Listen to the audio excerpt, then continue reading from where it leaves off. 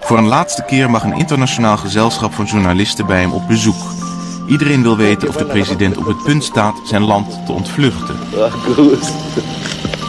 From where are you? Van Nederland, meneer de president. Geloven de Nederlanders ook dat ik vandaag naar Tokio ga? Ik kwam kijken of het warm was.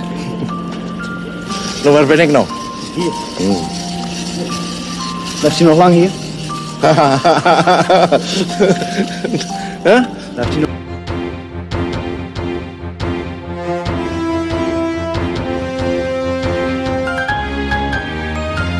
Hei pemuda-pemudi, hei seluruh rakyat Indonesia, mari kita berjalan terus dengan alat antara lain alat persatuan Indonesia, satu bahasa, satu tanah air, satu bangsa Indonesia.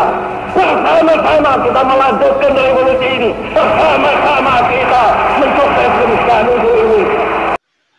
Halo Sobat RPI, pada kesempatan kali ini kita akan mempelajari tentang kepemimpinan Soekarno.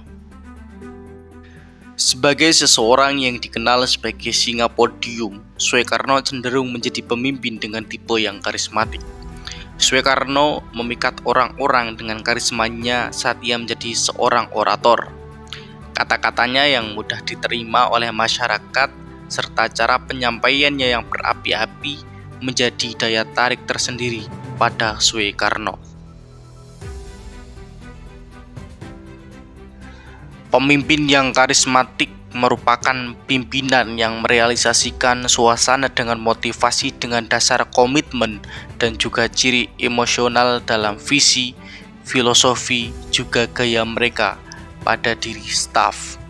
Gaya kepemimpinan Soekarno yang berkobar-kobar dan karismatik ini akhirnya memiliki dampak yang baik bagi Indonesia yang saat itu baru saja merdeka dari penjajahan, yakni Soekarno dengan gaya kepemimpinan karismatiknya dapat mempersatukan Nusantara yang kemudian merdeka dan dikenal sebagai Indonesia.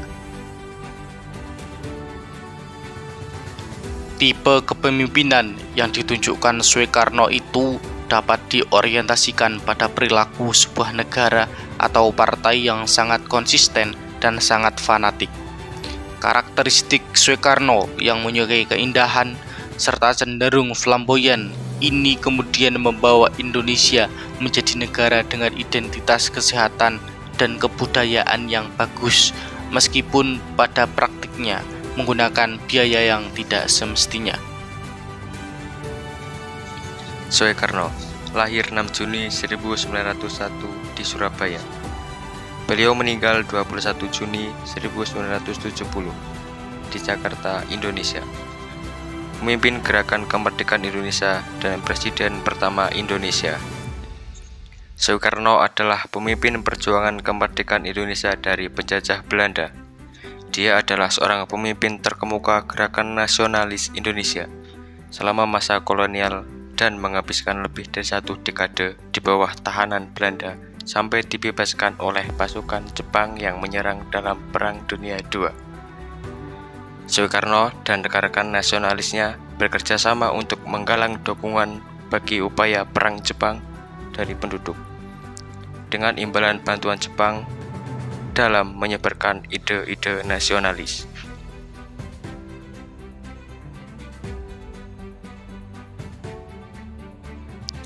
Masa kepemimpinan Soekarno berjalan selama 22 tahun, mulai dari tahun 1945 sampai 1967, yang akhirnya lengser dan digantikan oleh kepemimpinan Soeharto. Selama masa kepemimpinan Soekarno dikenal sebagai seorang orator ulung. Orasi-orasi yang disampaikan selalu berapi-api dan membuat masyarakat mengaguminya. Soekarno juga memiliki julukan sebagai penyambung lidah rakyat Indonesia. Soekarno memiliki gaya kepemimpinan yang sangat populis, bertemperamen meledak-ledak, terkadang lembut dan menyukai keindahan. Soekarno adalah tokoh yang berperan besar dalam perjuangan kemerdekaan Republik Indonesia. Soekarno memiliki andil dalam menyusun Pancasila, perumusan konstitusi negara, serta pembentukan Negara Kesatuan Republik Indonesia. Melalui diplomasi yang dilakukan di PBB, Indonesia mulai mendapatkan tempat dan pengakuan kedaulatan di mata internasional. Akan tetapi, sebagian masyarakat menilainya terlalu western, cenderung berporos komunisme, ceroboh, dan kurang hati-hati dalam mengambil keputusan.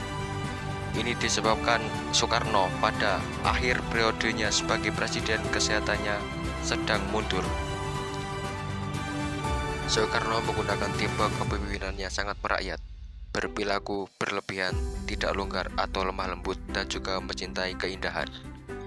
Gaya kepemimpinan yang diterapkan Soekarno mengarahkan hadirnya ketaatan dan keutamaan arus yang melingkupi dunia atau parade, sehingga sangat konsisten dan juga sangat fanatik.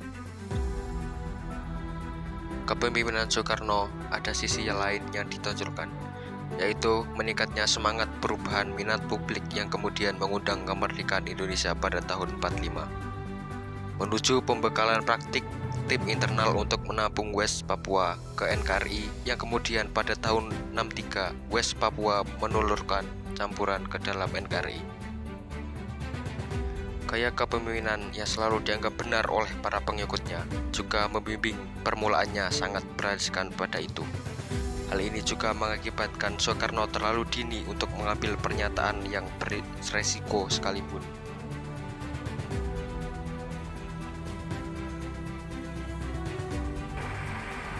About that time also, Cambodia, Vietnam, Korea made also declaration of independence.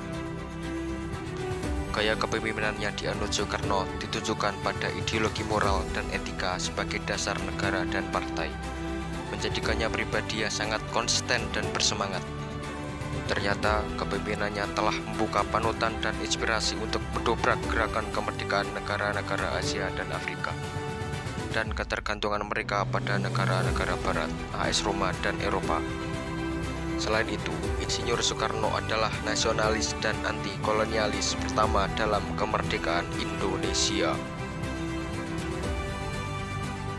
Negeri ini, Republik Indonesia, bukanlah milik suatu golongan, bukan milik suatu agama, bukan juga milik suatu kelompok etnis, bukan milik suatu adat istiadat tertentu, tapi milik kita semua dari Sabang sampai Merauke. Insinyur Soekarno.